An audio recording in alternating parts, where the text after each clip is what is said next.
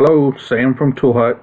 Today we're going to be going over the process of installing a used PCM in a 2010 Dodge Journey using the J2534 application available from Chrysler. I'm also using the standard iFlash as my J2534 device, a Windows 7 professional computer. I have a Fronius stable power supply set at 13.6 volts. The first thing I'm going to do is I'm going to open my J2534 application. I do have a subscription from Chrysler. I'm going to choose the 2010 and later vehicle and then choose my programming device.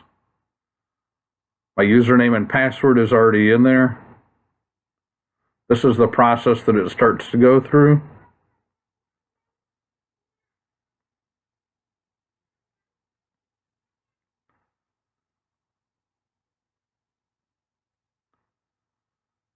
Here's the modules that have flashes available.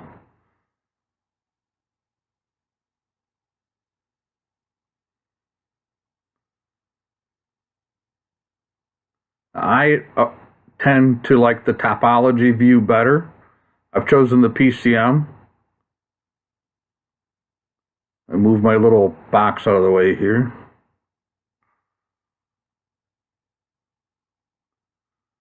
And I'm going to choose to flash the ECU. Now the part number that I'm going to put in is identical to the part number that was in it.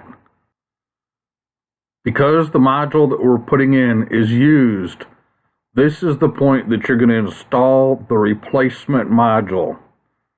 The reason we do it here is because this module already has a calibration in it, and if it's not proper for this vehicle, it cannot normally be changed. This is the point that the Tech Authority application, the J2534 application, is going to write the proper calibration number into this module.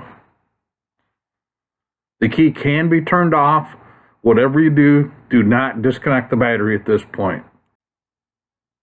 Once the replacement module is installed, this is the point that we're going to start programming the module. We're going to do it just like we normally would. It's going to go through a process here. It's going to program the module. I am speeding this up a little bit for the fact that we're watching it on a video. So there's going to be a couple of short segments here, and then it'll finish the programming process. And we're just going to pretend that we're doing the process just like Chrysler wants it done at this point. The replacement module is in it.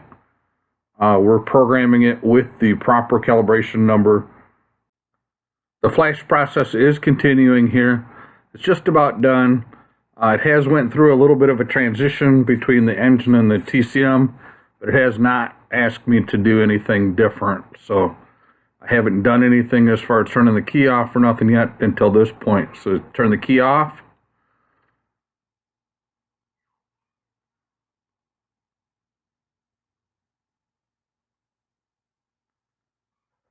I'm going to turn the key on.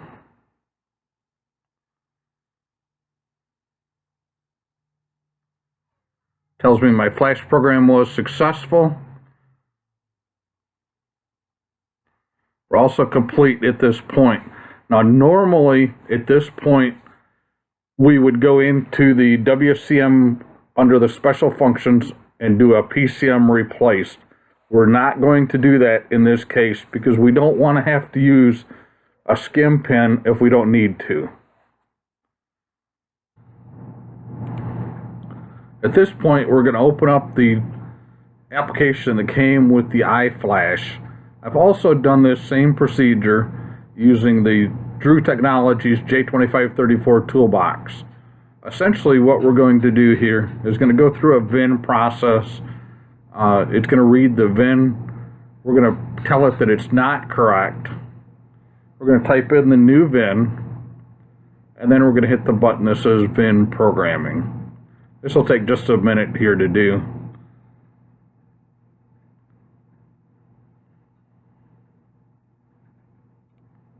I do suggest after the VIN is programmed that you do another 30 to 60 second power down. That means taking the key out of the ignition. I always open the door to make sure that everything gets powered down completely. I'm also going to do the SRI reset here. This is the service reminder indicator, kind of the same process.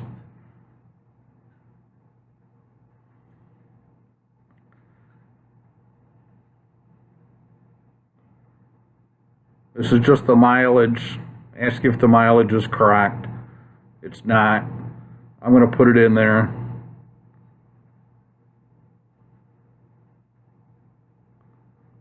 It'll tell me to turn the key on and off a couple of times. I'm just going to verify the mileage.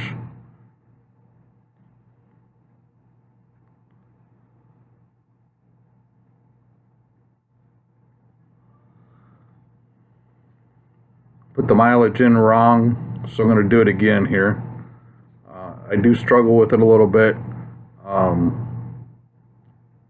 don't think it takes it this time either, but it's the same kind of thing. I don't think it's that important. It's a couple thousand miles off, so I'm going to give up after the second time it comes back with the mileage incorrect.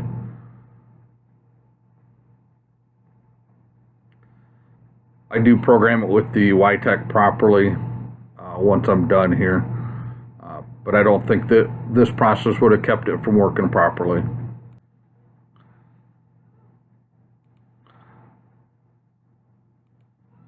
Okay, the only thing we have left now is the electronic throttle control learn. Again, we're going to open the J2534 application just like we did before. Now we've got our replacement PCM in. The VIN number is proper in it. So we're just going to go through the whole process again here. And then up at the top, we got a process that says routines. We're going to click on the routines. Then we're going to click on PCM.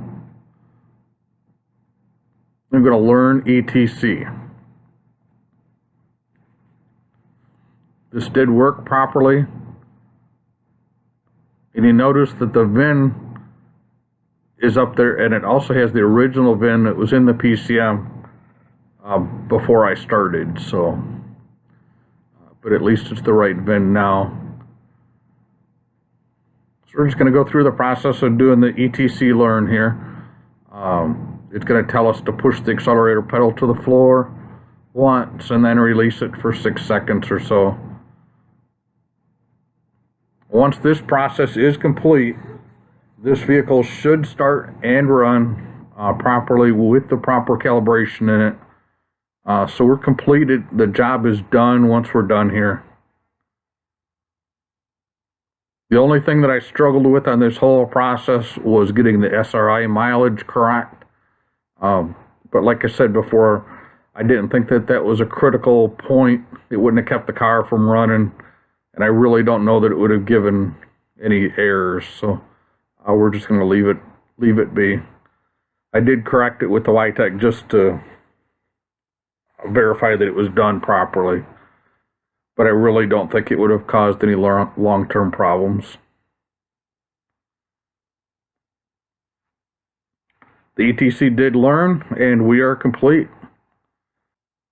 Thanks for watching. Don't forget to visit our website, toolhutusa.com.